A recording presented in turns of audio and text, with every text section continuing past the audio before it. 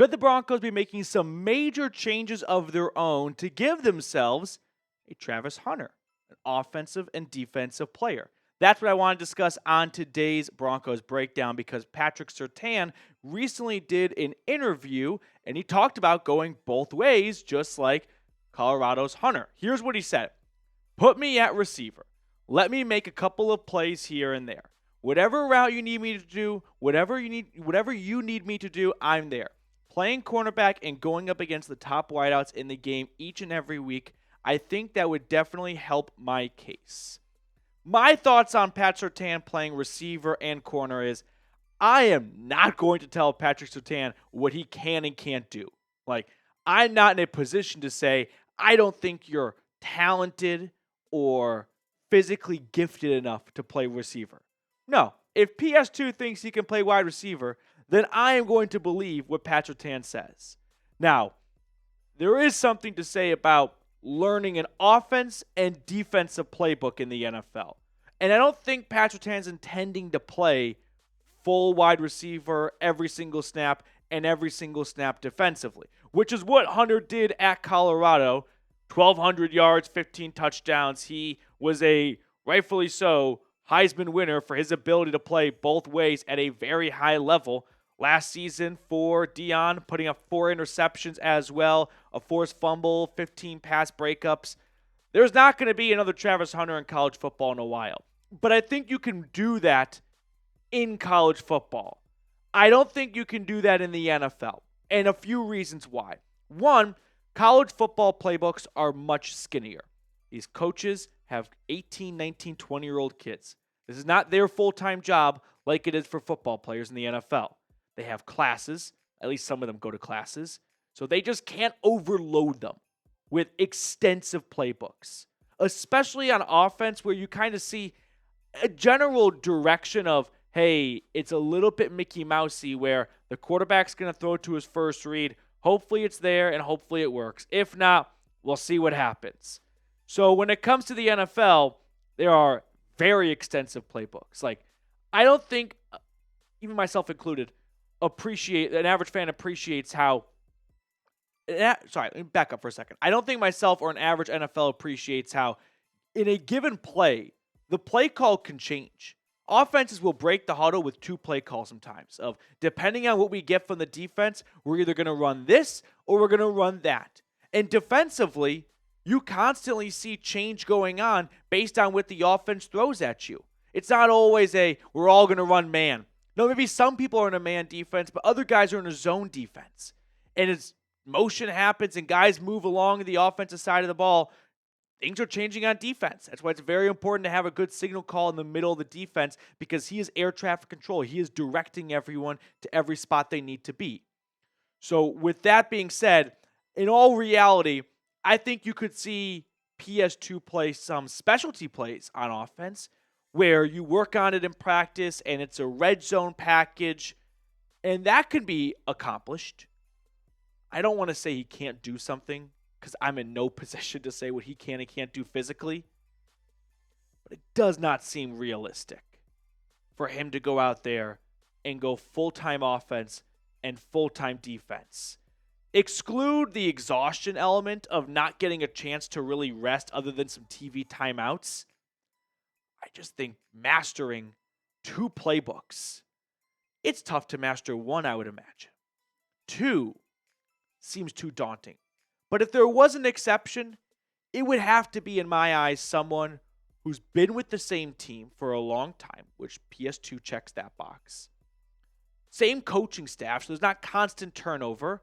He'll have that with Vance Joseph for a 3rd season coming up, so he's not having to learn a new playbook because of new DCs coming in every year. And he may feel like, I already know what I'm doing defensively, so I'll just start from square one offensively. Which, if you're in the same team with the same coaching staff and it's not constant change, that could be accomplished where after a few years you add more and more onto your plate. But that requires a lot of constants, and that's one of the rare things you ever get in the NFL. There's always turnover. But if PS2 thinks he can do it, I'm not going to stop him. I'm not going to be a doubter. If he thinks he can play receiver, I believe him. He's that impressive of an NFL player. His rookie season, he was teaching veterans how to play the position. So, do you think he should go out there and play corner and receiver? Sound off for me in the comment section below. Now, next up on the show, I've got more news regarding the Broncos' star cornerback. But before we get to that, I do want to give a big special shout out to our sponsor today, which is GameTime. GameTime is an awesome place to visit if you want to go to a Nuggets game or an Avs game or any other sporting event in your area. With GameTime picks, they'll filter out the fluff to show you the best deals out there.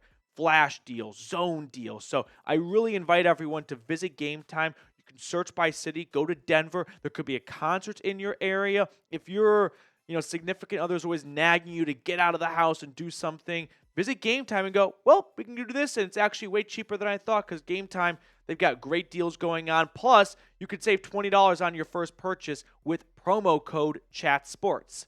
Terms apply, but again, create an account and redeem code CHAT Sports for $20 off. I put all that information in the comments and description of today's video. Take the guesswork out of buying tickets with GameTime. Download GameTime today. Last minute tickets, lowest price guaranteed. So picking up where we left off, PS2, he's a stud. We know this. 4 interceptions this past season. He had he had 2 touchdowns allowed in coverage, and he scored a touchdown. He nearly matched the input with his output. But what I want to talk about is his path and his road right now to, I think, winning NFL Defensive Player of the Year. The award ceremony is coming up in a few days. It's just before the Super Bowl, and PS2 has already taken home some type of hardware. Pro Football Writers Association named him the Defensive Player of the Year. Fox, I guess, gives out awards too. They named him their Defensive Player of the Year. I think it was voted on Twitter, so there's that. But I do love seeing fans have some level of ball knowledge and not just going with pass rusher no matter what when you have such a special year like PS2 had this year. And Mike Florio, he named him his Defensive Player of the Year. So the ball is rolling and it's snowballing, and he's the heavy favorite. He's the Vegas favorite to win the Defensive Player of the Year award, and he's my vote for it as well. So very excited for him because it's well-earned, well-deserved. He'll be the first Broncos defender to win Defensive Player of the Year since, I think, Randy Gradishier, third. You know what's crazy? I still think the 80s are 20 years ago. I don't like that that's 40 years ago. That's wrong. The 90s were 10 years ago, not 30 years ago. I'm never going to adjust that mentally. Now, he's not the only one who's up for some awards, by the way. Sean Payton in for Coach of the Year. I don't expect Payton to win Coach of the Year. Not that he doesn't deserve it necessarily, but my vote would honestly be for Kevin O'Connell. Took Sam Darnold to 14 wins, and sure, didn't happen in the postseason. And it's not a knock against Payton, but I'm willing to give credit to what KOC was able to do in Minnesota, and that would be my vote. Rookie of the Year, Bo Nix. It's tough to tune out the postseason success that Jaden Daniels had. It is a regular season award, and this is not a hill I'm going to die on. There's pros to both Nix and Daniels, but I think the bigger, splashier plays that came from Daniels are going to elevate him to the front of people's minds when they cast their votes. So my guess is Jaden Daniels is going to win, and that is not a bad winner whatsoever. That's not one to get upset over for Bo Nix's behalf. Now, who do you think of the Broncos' 3 finalists for awards is the most deserving to win? For me, I'd go Pat Surtain. I just can't get past how dominant he has been. Every single week, he goes up against a team's star wide receiver, and every single week, we don't hear that receiver's name once on the broadcast. And if you do test him, 4 interceptions and a 99-yard pick six as well. So I would cast my vote for PS2.